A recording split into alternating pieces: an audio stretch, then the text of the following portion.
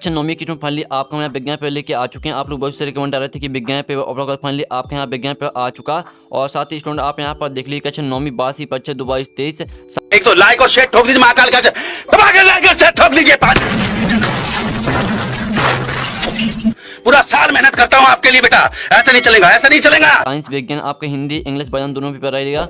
और साथ ही आप यहाँ पर आपके यहाँ पर टोटल पेज आपके 9 रहेंगे और आपका मार्क्स 75 नंबर का रहने वाला। और साथ ही आपका समाज 3 घंटे का रहेगा। ठीक है, आपके यहाँ पर निर्देश आते हैं सही प्रश्न हल करना अनिवार्य प्रश्न क्रमांक 1 से 4 तक वस्तुनिष्ठ प्रश्न है और कुल 30 अंक है। ठीक है, यहाँ पर देख लीजिए आपके निर्देश आते हैं। तो पूरा पेपर हम आपका यहाँ पर लेके आ चुके हैं। और साथ ही इस वीडियो को आपको एंटर देखना है क्योंकि वो आपके यही क्वेश्चन आएंगे। साथ ही पूरा पेपर आपका यहाँ पर संपूर्ण हल से कराया जाएगा। तो वीडियो को लाइक कर लीजिए, चलिए चैनल को सब्सक्राइब के लिए हम बड़ी मदद से आपके लिए पेपर लाए हैं। तो चलिए स्टूडेंट जो आपके यहाँ विज्ञान पेपर वो देख लेते हैं। ठीक है, तो आपको पूरा पेपर देखना, हम पूरा पेपर आपके यहाँ पर संपूर्ण हल सहित कराएंगे। तो चलिए आपके यहाँ पर जूम करके दिखाते हैं जिससे आप यहाँ पर अच्छी तरह देख पाएँ। तो आप यहाँ पे आपके यहाँ पर आते हैं सही विकल्प चुन के लिखिए। आपके 8 नंबर के आते हैं। तो पहला आता बर्फ का गलनांक है, तो आ आता 273.15 के, और बा आता 373.15 के, और सा आता 473.15 के, और दा आता 290.15 के। तो यहाँ पर बर्फ का गलनांक है, इसका आंसर रहेगा आपका आ 273.15 की। ठीक है, तो आप यहाँ पर याद करते जाइए, साथ ही वीडियो को आराम से देखिए और सुनिए जिससे पूरे ऑब्जेक्ट है वो आपको पूरी यहीं पे याद कर लेंगे क्योंकि आपको यहाँ पर दोहरा पढ़ने के टाइम नहीं मिल पाएगा। ठीक है, फिर दूसरा आता है 2 या 2 से अधिक पदार्थों का समांगी मिश्रण कहलाता है। तो आ आता बेलन, बा आता एवक, सा आता विलायक, और दा आता है उपयुक्त में से कोई नहीं। तो यहाँ पर 2 या 2 से अधिक पदार्थों का समांगी मिश्रण कहलाता है। तो इसका आंसर रहेगा आपका आ बिलियन।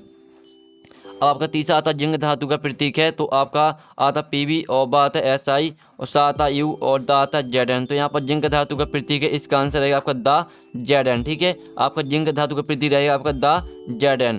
अब चलिए आपके यहाँ पर आता चौथा आत्महत्या की थैली के नाम से जाना जाता है। तो आता प्लाज्मा झिल्ली, बा आता लाइसोसोम, और सा आता तेलबूंद, दा आता राइबोसोम। तो यहाँ पर आत्महत्या की थैली के नाम से जाना जाता है, ये आपको पता होना चाहिए। इसका आंसर रहेगा आपका बा लाइसोसोम। ठीक है, याद करते जाइए, हमने 4 करा दिए। अब आपका 5 में यहाँ पर सही विकल्प आता है तंत्रिका ऊतक की कार्यात्मक इकाई होती है। तो आपका आता न्यूरॉन, और बा आता ठीक है सॉरी आपका आता न्यूट्रॉन, और बा आता न्यूरॉन, और सा आता एक्सॉन, और दा आता ब्रक। तो यहाँ पर तंत्रिका ऊतक की कार्यात्मक इकाई होती है, तो वो होती है आपकी बा न्यूरॉन। ठीक है, आपकी यहाँ पर तंत्रिका ऊतक की कार्यात्मक इकाई होती है आपकी न्यूरॉन। तो आप यहाँ पर अच्छी तरह से याद कर लीजिए क्योंकि यही क्वेश्चन को आपको धरे मिलने वाले हैं पेपर में। फिर आपका 6वां आता सदिश राशि है, तो आता विस्थापन, बा आता वेग, और सा आता त्वरण, और दा आता सभी। तो यहाँ पर सदिश राशि हैं आपकी सभी। ठीक है, आपकी विस्थापन भी सदिश राशि है, वेग भी सदिश राशि है, और त्वरण भी आपकी सदिश राशि है। तो आपका इसका जो आंसर रहेगा 6 में का वो आपका दा रहेगा सभी।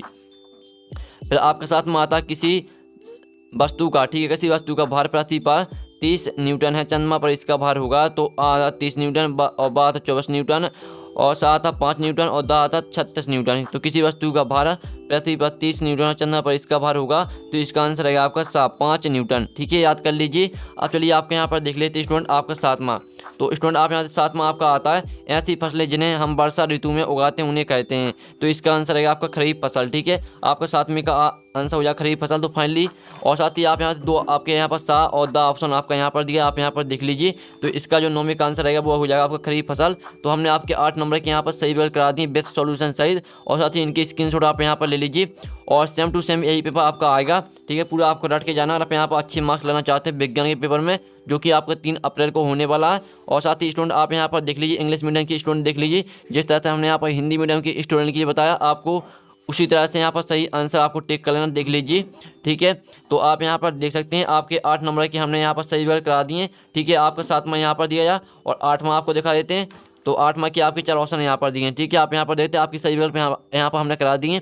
अब आप यहाँ पर आते हैं, देखिए सही पूर्ति कीजिए। आपके यहाँ पर 7 नंबर के आते हैं। तो पहला आता है जिस न्यूनतम ताप पर ठोस पिघलकर द्रव बन जाता है वह इसका कहलाता है। तो इसका आप कराइए क्या, पहले में आपको यहाँ पर लिख देना है। पहले देखिए स्थान में आपके यहाँ पर हो जाएगा गलनांक। ठीक, गलनांक यहाँ पर कहलाता है।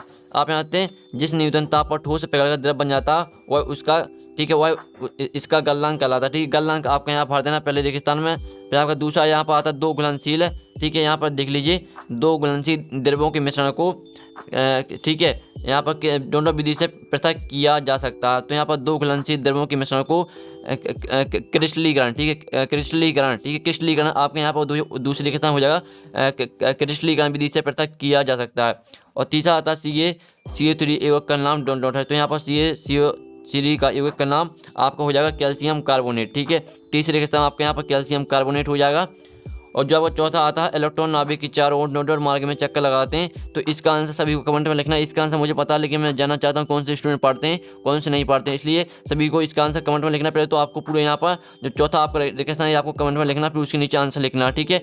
और यहाँ पर आपका पाँचवा आता है जीवन की मूलभूत इकाई है। तो यहाँ पर जीवन की मूलभूत इकाई कोशिका, ठीक है, कोशिका आपका यहाँ पर हो जाएगा 5वें में, यहाँ पर देख लीजिए।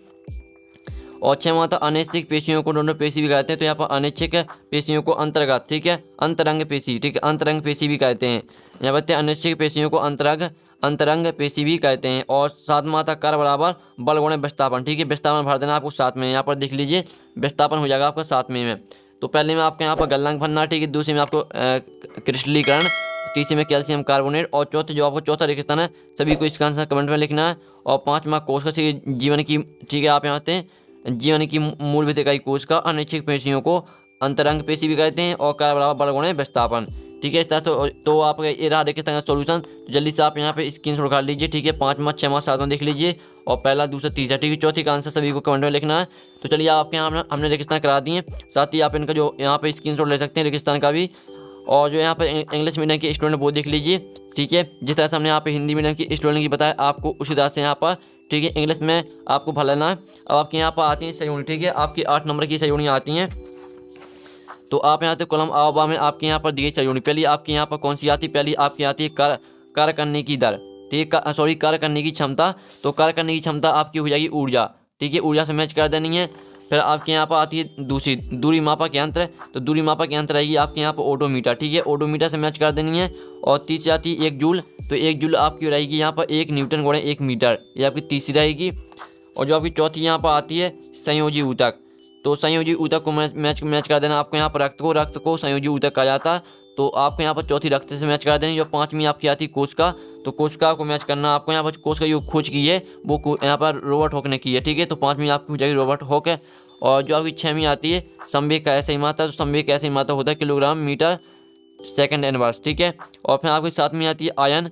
तो आयन को मैच आपको किससे करना, आयन को मैच करना आपको यहाँ पर Cl इनवर्स है, ठीक है, Cl इनवर्स से मैच कर देनी है। और जो आपकी आती है केंद्र काब को जो आपकी 8 में आती है केंद्र काब, इसको मैच करना आपको जीवाणु से, ठीक है, जीवाणु से मैच करना है। तो इस तरह से हमने आपकी 8 नंबर की सहयोगी करा दी है। कार्य करने की क्षमता आपको हमने बताई दी। तो पहले तो आप इतने स्क्रीनशॉट ले लीजिए सहयोगी का, और फिर आप इतने स्क्रीनशॉट ले लीजिए, साथ ही हमने यहाँ पर नंबर भी लिख दिए, तो आप यहाँ पर समझ सकते हैं। तो फाइनली आपकी जो सहयोगी वो कंप्लीट हमने करा दी है बेस्ट सॉल्यूशन सहित, साथ ही आपने अच्छी तरह से यहाँ पे याद भी कर ली होंगी। अब चलिए आपके यहाँ पर एक से बाकी में होता आते हैं 7 नंबर के आते हैं। फिर आता है जल का क्वथनांक कितना होता है।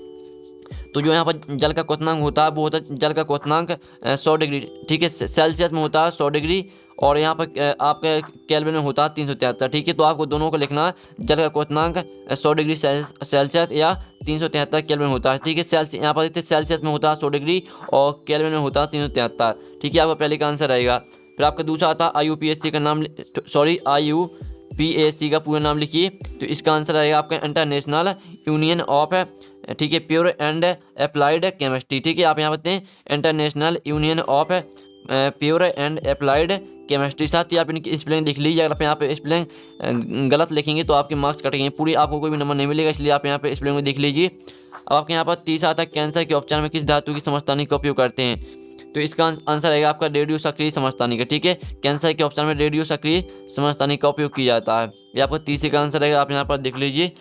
फिर आपके यहाँ पर चौथा आता है कोश का सिद्धांत देने वाले विज्ञान के नाम लिखिए।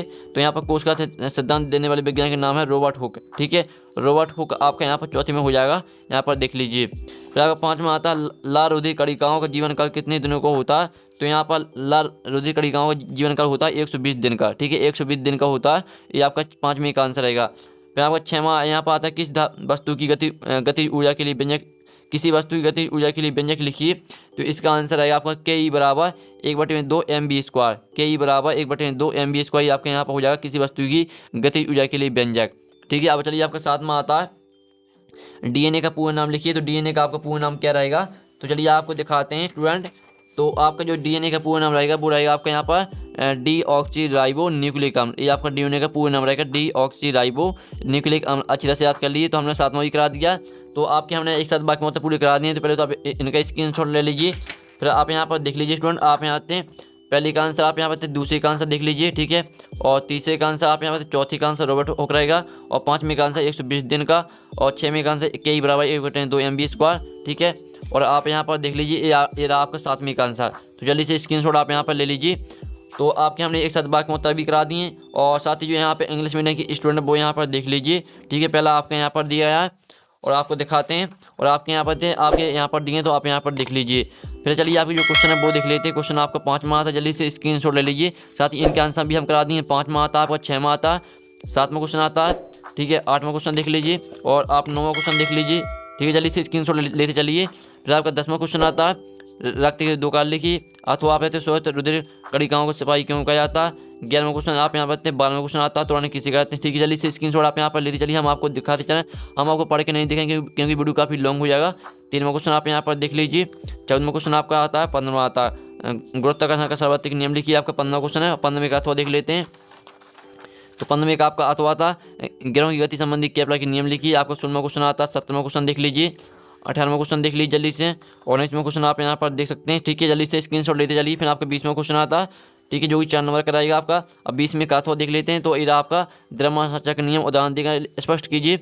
21वां आता है, तो 21वां क्वेश्चन देख लीजिए। 4 नंबर के क्वेश्चन है आपके। और 22वां आता है, ध्वनि की प्रबलता क्या अभिप्राय या किन किन कारकों पर निर्भर करती है। तो देख लीजिए पूरा पेपर आपका हमने करा दिया। साथ ही स्टूडेंट आप यहाँ पे पूरे आपका पेपर हो चुका। और साथ ही जो स्टूडेंट आपके क्वेश्चन है, इन क्वेश्चन का सोल्यूशन आने वाले नेक्स्ट वीडियो में, वीडियो को लाइक कर लीजिए, चैनल को सब्सक्राइब कर लीजिए, घंटे ऑल प्रेस कर लीजिए। तो आपका नेक्स्ट वीडियो में पूरे पेपर का हम सोल्यूशन करा देंगे। तो नेक्स्ट वीडियो में मिलते हैं, टेक इन, बाय बाय।